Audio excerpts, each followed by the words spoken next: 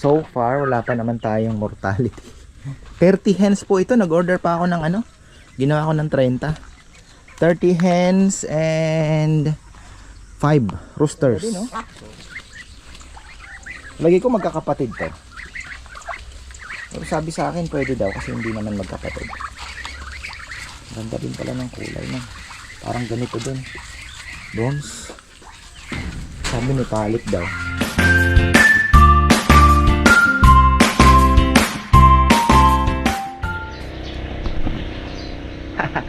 Magandang morning. Ayan. Bago po tayo pumasok sa trabaho, dahil may trabaho tayo ngayon, kikimarites tayo. Lechon house tayo ngayon. Sabado. So ayan. Pero bago yan, syempre ating mga labby dubs, mga alaga natin na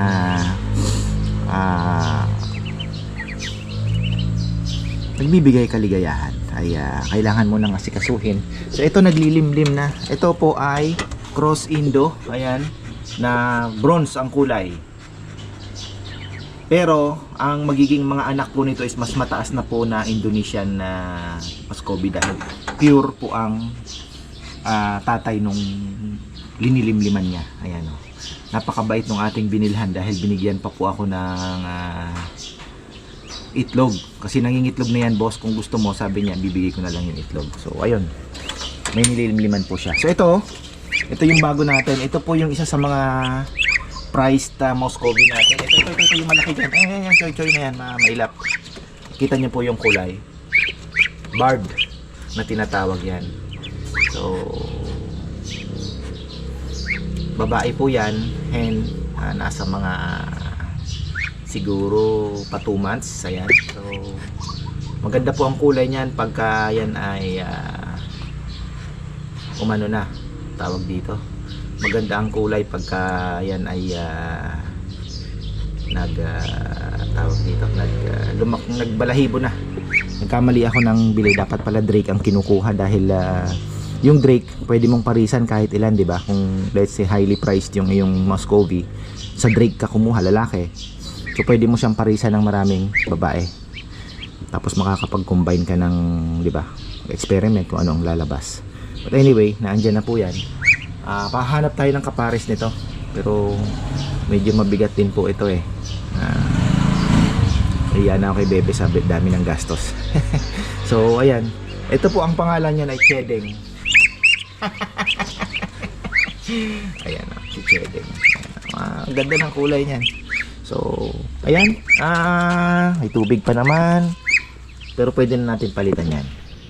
Ayan. Teka, tayo ng pagkain. Handit lang ang pagkain yan eh. Papayam kasi mayroon ding bibi. Binigyan ni Junjun, pero mga native. Tayo, mga cross ang pinakaano. Yung pangkatay natin, kumuha ko cross na. Pero halos Indonesian na din eh. Para kasi nga ang hirap pakawalan pag Indonesian. Kaya lang, mangyayari, fancy pa din ang kalalabasan. Kasi gusto ko sanang mga pang meat type natin maganda pa din para kung sakali ibebenta pa rin natin ng mas mahal. Kasi ang target kasi natin dyan, yung meat is the last option na yon. Ganon din sa chicken natin. Pero dadami, kung God willing mapaparami po natin. Sigurado naman pong ma-accommodate natin yung mga gustong kumain ng karne, kasi sigurado marami po ang magre-request ng dressed chicken. So expected lang as yung aking analysis lang dito sa sitwasyon po namin. Hindi ko po kumbaga swerte po kami dahil meron tayong different sabihin na natin different level of clients. Ayan. So napaka laking opportunity. Kaya lang ngayon ko din lang nare-realize at alam niyo na, sabi ko nga, when you're back against the wall, talagang makakaisip ka ng iba-ibang paraan din, like furniture buy and sell. Ayan. At making, gumagawa na tayo at the same time naghahunt pa po ako ng mga magaganda na pwede ko pong ialok sa inyo, na hindi naman, kumbaga, ayusin namin, tapos may kaunting tubo, at the same time na isasalba po yung everyday labor ng aking mga tauhan. At the same time, continue po yung kanilang kabuhayan, yung sa amin din. So hitting two birds, kumbaga, may trabaho, tsaka alam naman po nilang gawin yung mga bagay-bagay. Kailangan lang talaga nilang medyo mabilis kumilos para hindi naman po ako malugi. Kasi ang hirap eh. Let's say, kunyari may nakuha akong kagaya nito, nakuha ko po ito ng 10k ba or 11, sabi ni Bebe, binenta namin ng 15. So 2 days pong trinabaho yan. Kung sabihin mo 11, 2 days pong trinabaho na kita nyo naman po kung gaano kapangit dumating. Ngayon ang ganda na. So parang nagdadagdag pa tayo ng mga 2,000 para lang po sa labor and materials, yung mga polyurethane, 'di ba? So talagang pero naman kita nyo, ang ganda. So yan po yung ko,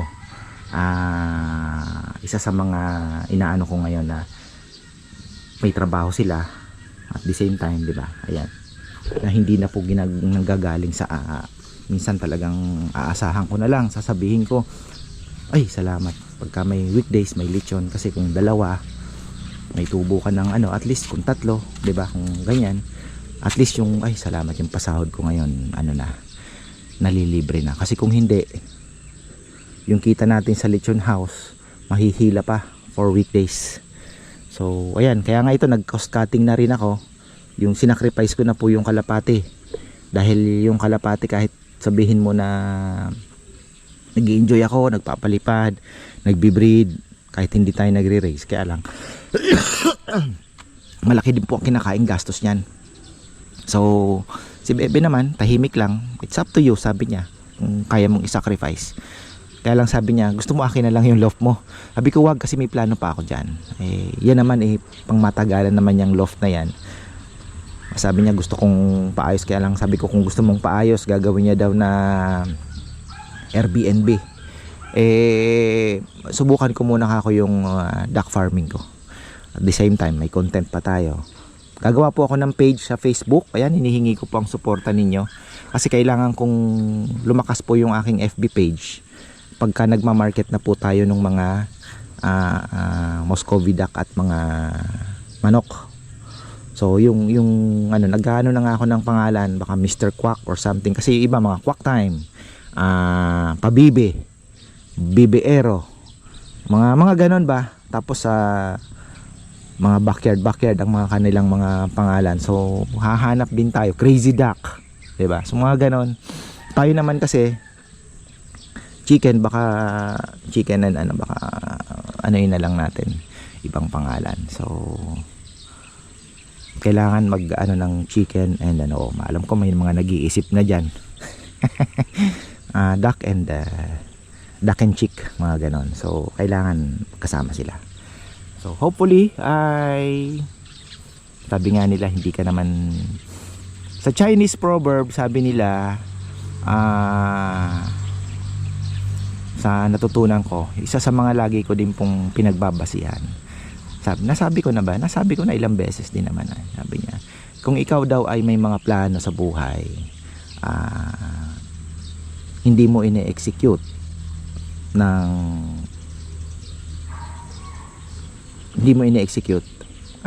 kung ikaw daw ay may plano sa buhay, tapos kahit kumbaga hindi mo gaano na-execute, gaano ng walang diskarte, pero masipag ka na execute yung mga plano mo, you're still a prince.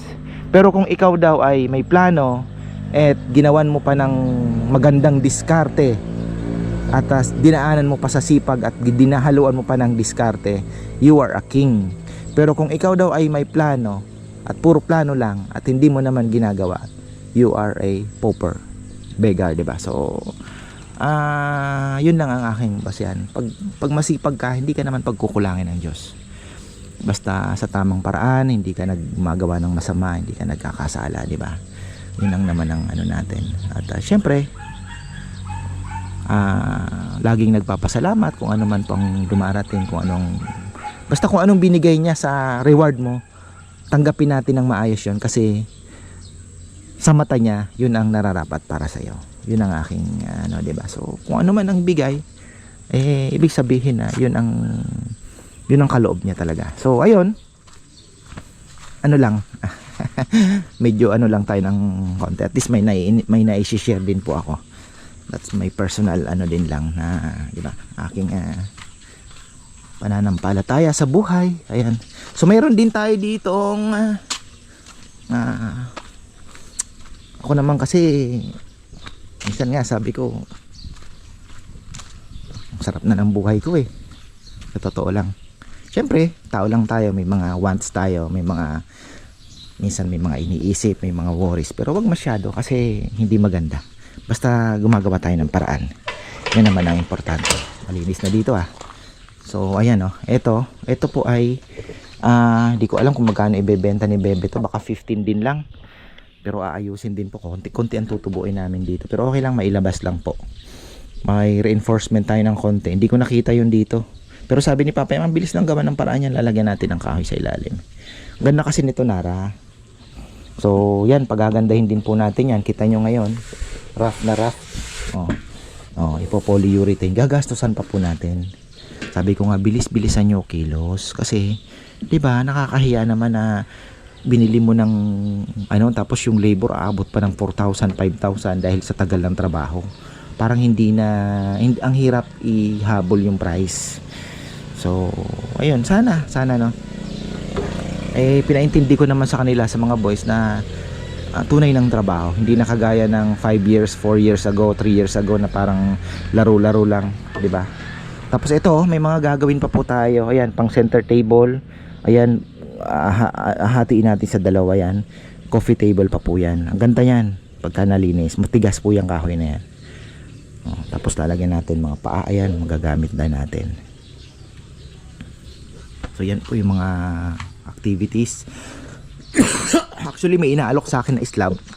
Pasensya na po kayo hindi ko po maiwasang umubo. Hindi ko na po i-edit. Tinamaan ako ng alam nyo yung Makate na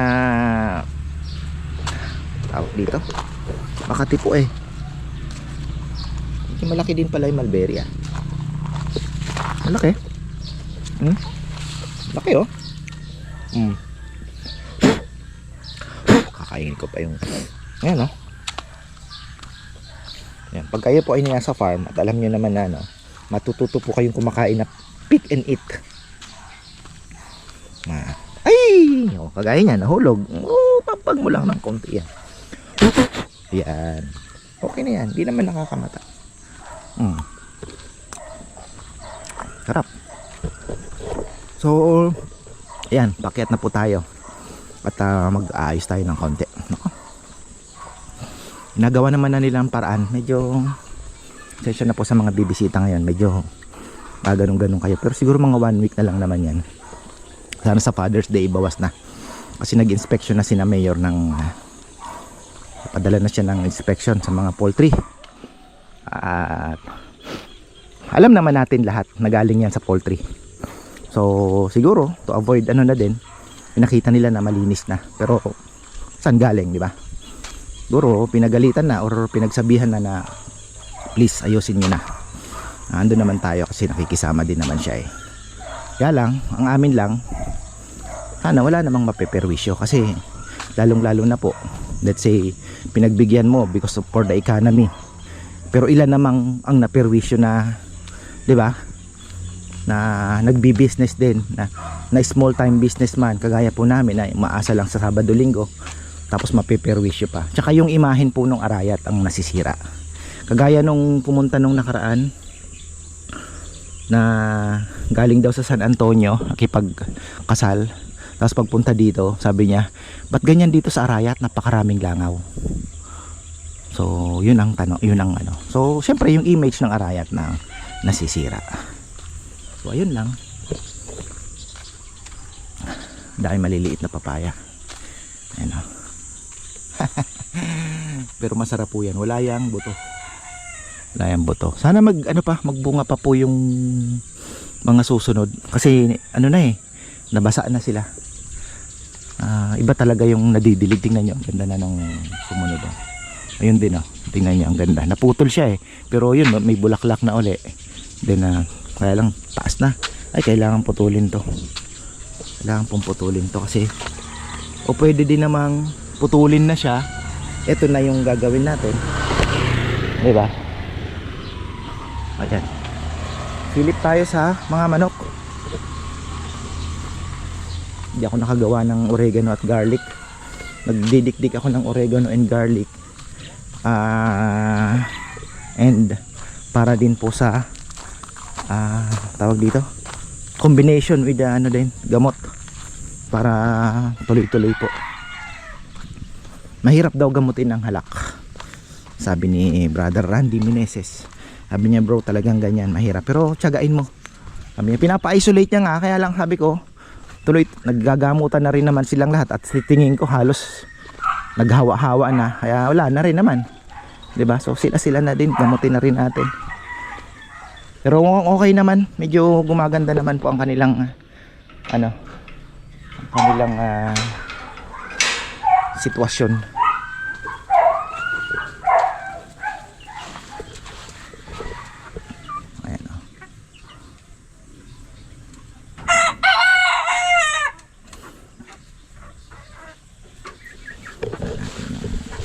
Oregano pa to, kaya na natin na mainom din po nila.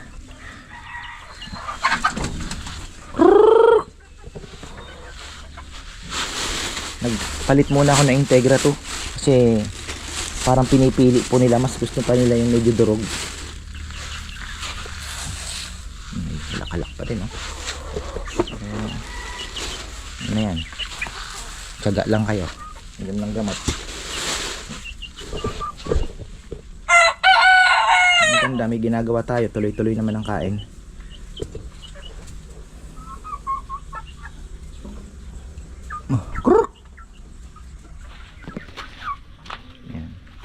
So far wala pa naman tayong mortality.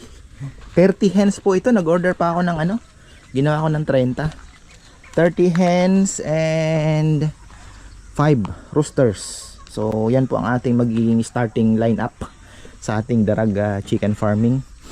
So baka soon ayusin na po natin, papalinis ko na pati yung mga pinagsementohan dyan, papatibag ko na at ayusin po natin, papalinis natin ng baka i-grass cutter na muna, tapos saka natin sila paalpasan at ayusin po natin para malinis naman yung paligid. Tapos asola, set up na natin, net cover na po natin. So tingnan na lang natin, pero dito muna sila habang inaayos po yung syempre. Kasi expected po dito mangingitlog to sa yung bulto na itlog siguro mga 2 to 3 months pa. So kung meron tayong June ngayon, July, August, September pa po ang pinaka peak na magi-start po halos lahat mangingitlog.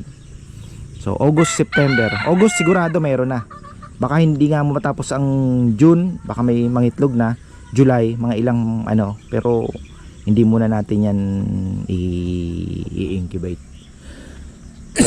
Ay, sorry. Kasi yung aking pinapa-anuhan ng nagpapa-incubator, wala daw siya ngayon.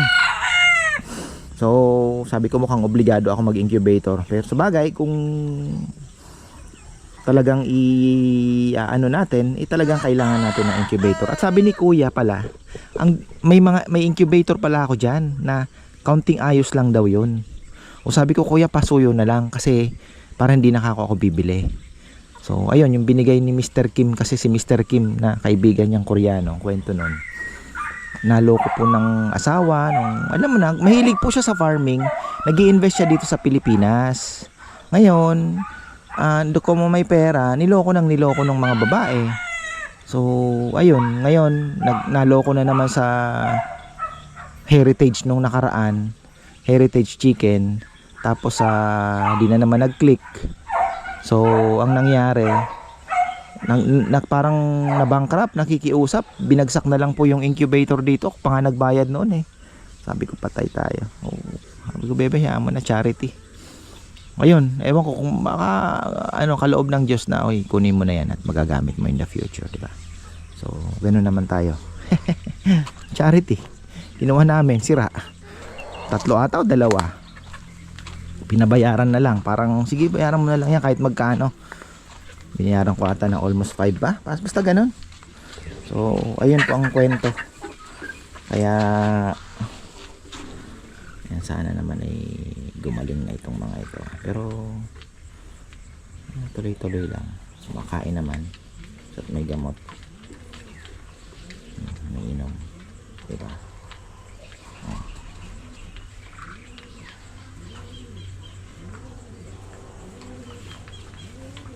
Palitan natin para ano. Ayan. So, mukhang konti na lang po ang naobserbahan ko. Halos sana po ay ano na, pagaling na. Ayan. Talagang pag minalas ka ng kuha, sana yung darating wala namang halak. Meron pa tayo in order 2 rooster, 6 hens, may 2 pang mukhang baldado dyan. Nasamahan tayo ng 2 baldado. May baldadong isa galing pa sa, parang nabalda siya nung okay naman dito na siguro. Kasi galing pa doon sa, palagay ko galing ito ng in order ko nung galing Magalang. Yan. So ito ang ayusin natin na sinasabi ko. Ito po yung area nila. Napakalaki ano? Yan napakalaki. Kailangan lang ayusin. Ito yung sinasabi ko, kailangan tibagin yung mga yan. Ayaw ko makita yung mga ito nagsemento sila, mga pinaghaluan po ng semento. Ayan, ito ganda. Ano din natin yan, mapatanggal. Tapos ito yung, actually ang ganda ng design nito kasi meron po tayong place for azolla. Kasi napaka-importante po kung tayo ay aalaga ng kagaya ng ating pinaplano na malakihan na manok talaga, na let's say chicken farm, kailangan mo talaga ng alternative food. Pero we cannot rely on it. Hindi tayo pwedeng mag-rely lang yun na lang ang papakain mo. Hindi mangyayari yun. Hindi ka magiging successful. So kailangan mo pa rin po ng grains, feeds pa rin. Magfi-feeds po kayo. Pero yun, yung azolla, para na po yun sa kanilang health, na may nakakain po na, 'di ba? Na parang pinakagulay nila yan na high protein. Tapos ihahalo natin yun sa pagkain kasi kagaya po niyan, ang dami po siguro hindi nila kayang ubusin po yung mga damo dito. Pero may plano din ako kung let's say mauubos nila yung mga damo, ay kailangan natin magkulong ng isang part, tatakpan natin, and then we dilig para tumubo ang damo. Kasi pag summer time yan, na-anticipate ko na din na talagang pag summer, ito yung tuyo po ang lupa. So kailangan natin ng patubig. Pero napakaganda kasi wala po tayong magiging problema, lalong-lalo na po sa kuryente. Dahil maka-solar naman tayo, so pwede tayong magbukas ng gripo, 'di ba? Pwede tayong maglagay ng sprinkler. Kasi kailangan po yan pag may manok po kayo, napaka-importante po na meron silang nakukuhang mga dahon sa paligid. Kasama po yun sa kanilang diet. So yun ang i-maintain po natin. Kaya yun, may nasa ano ko na lahat sa isip yung mga pwede nating gawin. Tapos ito, 'di ba, sabi ko masyadong pong marami pagka nangyari. Ito, pwede po nating i-convert yan sa kanilang housing na din. So sasagad tayo ng konti. Itong puno na to pwede naman nating i-trim. Tapos ayun, dito gaganon tayo doon para meron silang uuwian pa rin na chicken, ano ba tawag doon, chicken house, parang ganon. So tapos pwede tayong maglagay pa dito ng isang area na may bubong na ano lang, sabi sa Bicol, payag-payag. So parang may shade lang na ano na naandoon yung kanilang inumin, nandoon yung kanilang doon ka magpapakain. nandun na yung kanilang inumin para hindi po naarawan. Kasi isa sa pinagmumulan din po ng sakit yung nainitan na inumin. Ayan. Okay na. Pagkwentuhan na tayo. Bukas pa pala laban ng game 5. Nako, sayang yung game 4. Kaya nila, talagang immature. Masisisi si Fox. Tinakbo niya pa eh. Ay, inano niya pa, linay up niya pa, dapat itinakbo niya na yun. Kulang sa presence of mind. Ayan. So, ayan na, dito naman tayo sa Muscovy bago tayo magtapusin. Muscovy. Papakain tayo. Ganda na ating mga Muscovy. Ito naman, try natin na mag-produce na po ng, tingnan nyo yung saging, oh. Tinira na po nila. Wala na yan, walang mamamatay po yan. Titirahin po nila yan. Oh, tingnan nyo, kinakain nila. Kasi kailangan talaga nila ng greens. Kaya pwede na nating ayusin ito. Busy din po ang mga boys dahil may furniture pa pala, no? Ayan, pwede naman natin i-hire si Napuroy at Rambo kung sakali pagka walang lechon, sideline nila pagkabit ng net. Ayan, paikot. So ayan, dito tayo. Krrrr! Ay, kik pala. Ayan, pagkain, bus na, ilagay ko yung kanilang liguan. Anuhin na rin natin. Dito lang sila papahinga. Ang bibi po ay napaka-tibay niya.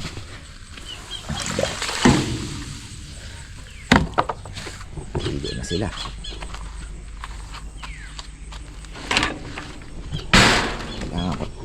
Dito malapit ang tubig. Doon malayo. Kailangan natin magpatakbo.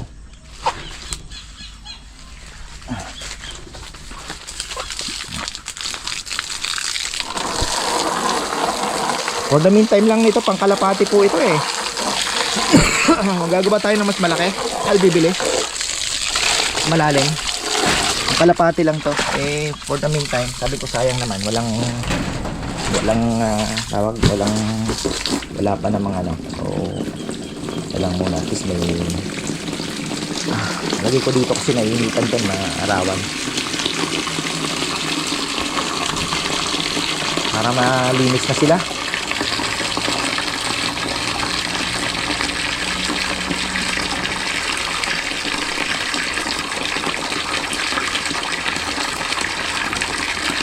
Okay.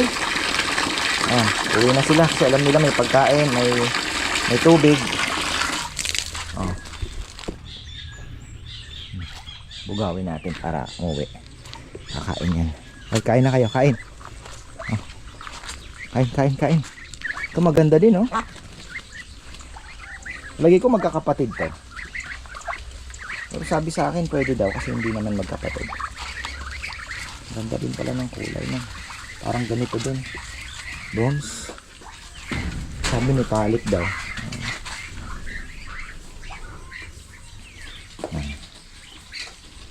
Kain na.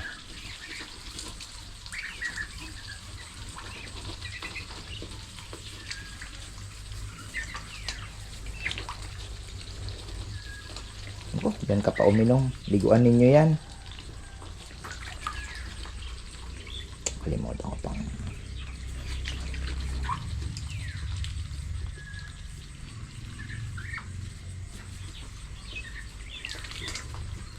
balahibo na. Lalabas na po yung tunay na ganda ng mga to pagka naglabasan na yung mga balahibo.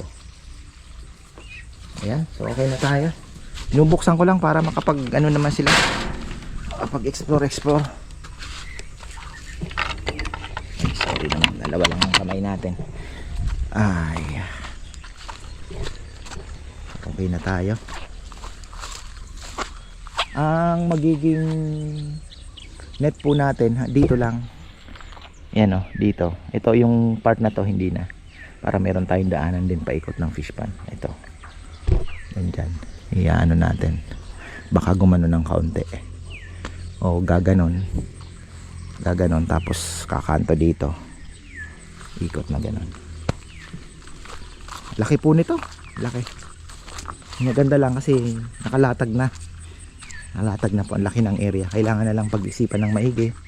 At ayun, talagang sipag. Actually maganda to kasi makakapag-create pa po ng trabaho to, kasi siyempre hindi ko din naman kayang gawin lahat yan.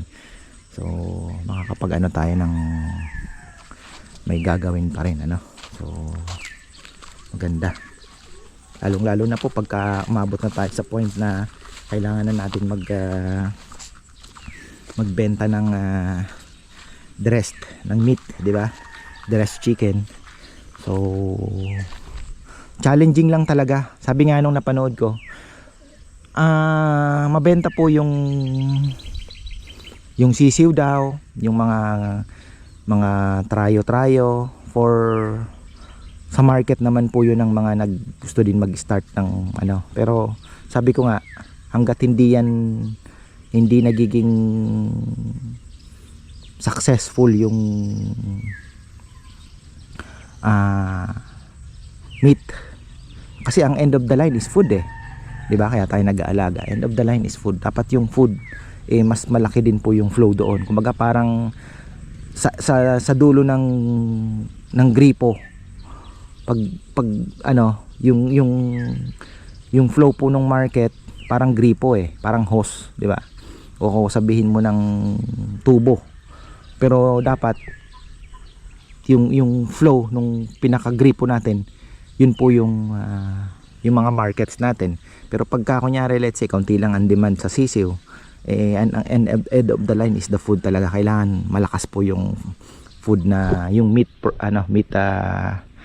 tawag nito, meat production, o yung meat demand. Yan, yung meat demand po dapat malakas din. Pero dito nga, sabi ko nga, may unique ano tayo na kayang bilhin yung presyo na, let's say sabihin mo na yung dress na chicken, with complete yung pati yung paa. Ang plano ko ibabak yung ano namin, and then ipi-freezer. So may paa yan, may atay, may balunan, kasama ulo, lieg. Siguro mga nasa 500-600. Tingnan natin yung presyo, kasi kung medyo malaki naman po, kaya naman natin ano na. So medyo mataas po siya compare sa talaga. Mahirap tapatan kasi yung 45 days. Gawa ng 45 days po, kumakain lang yan ng 35 days. 'Di ba? So ito, kakain po yan ng 4 to 5 months. Kaya ang laki ng diferensya. Kaya nga sabi nila, challenging. Kasi yung price ay hindi mo naman pwedeng ibenta lang ng per kilo yan. Palo ka.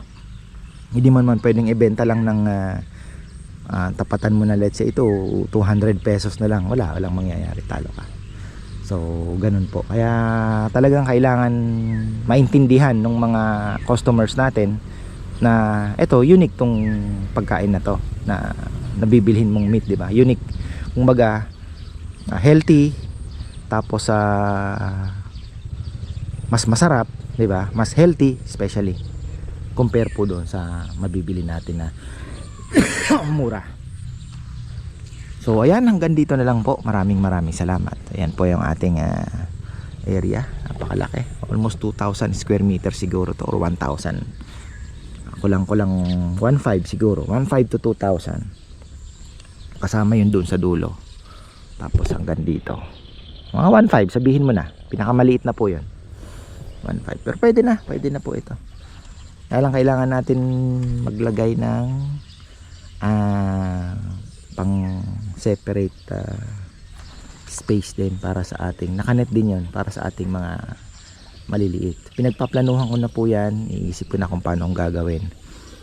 Maano natin to, brooder. Tapos yun nga, yung after brooding, syempre papakawalan mo na sila. So hindi po pwedeng ihalo agad.